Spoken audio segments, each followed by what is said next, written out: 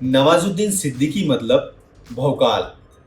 जब वो पर्दे पर आए तो हर एक आम इंसान उनको अपने आप से जोड़ने लगा। अब वो कहाँ पैदा हुए, कहाँ पढ़ाई की, ये सब बता के मैं आपको पकाऊंगा नहीं, क्योंकि इतना तो सब ने गूगल पर ढूंढ रखा है।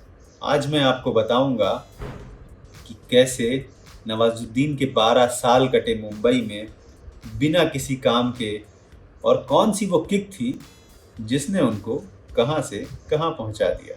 तो चलिए शुरू करते हैं।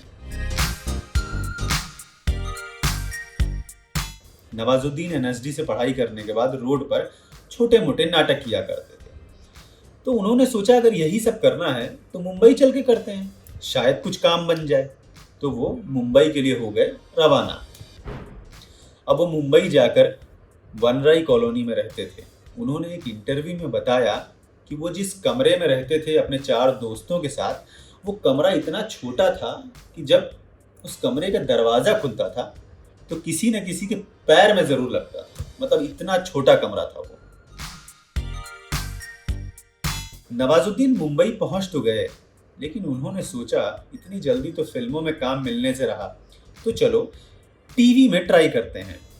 लेकिन वहां भी कुछ खास बात बनी नहीं, बहुत रिजेक्शन मिला।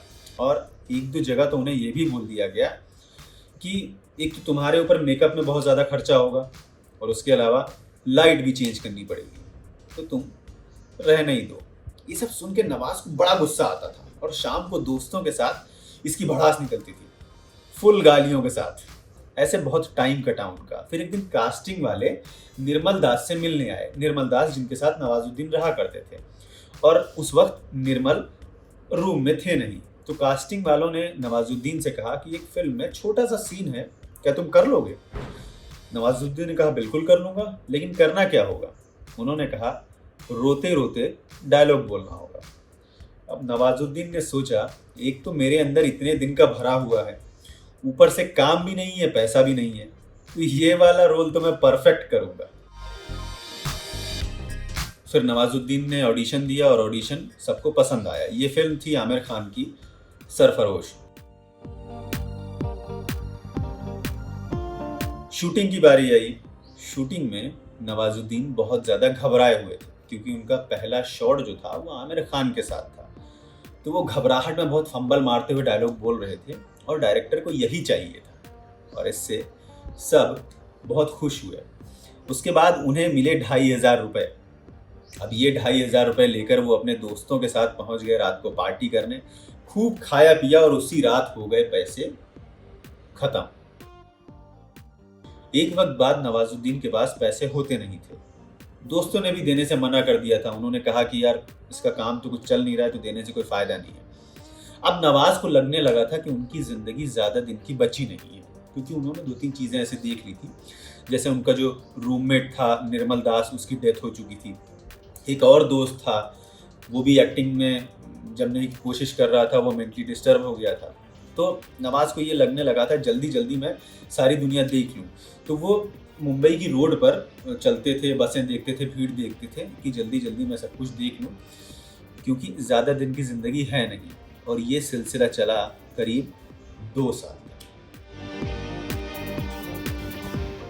अब उनके पास वापस जाने की हिम्मत थी नहीं, क्योंकि अगर वो वापस दिल्ली जाते तो उनके दोस्त बोलते तो फिर वापस आ गया, और अगर गांव जाते तो वो लोग बोलते कि हमने तो पहले ही बोला था तू हीरो नहीं बन सकता, अरे जाने से पहले शक्ल तो देख लेता।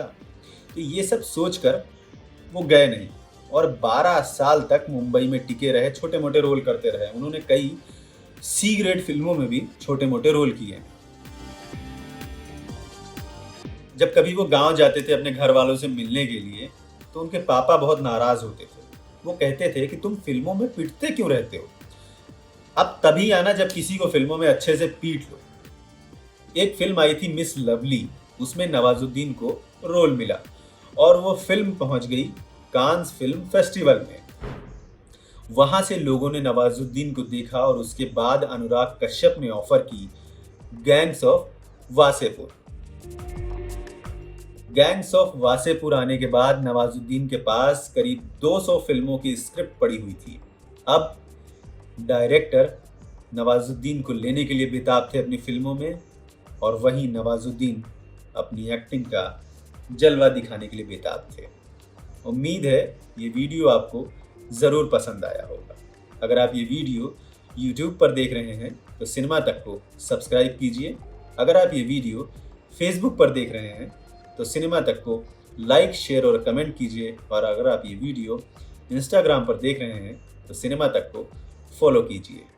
शुक्रिया।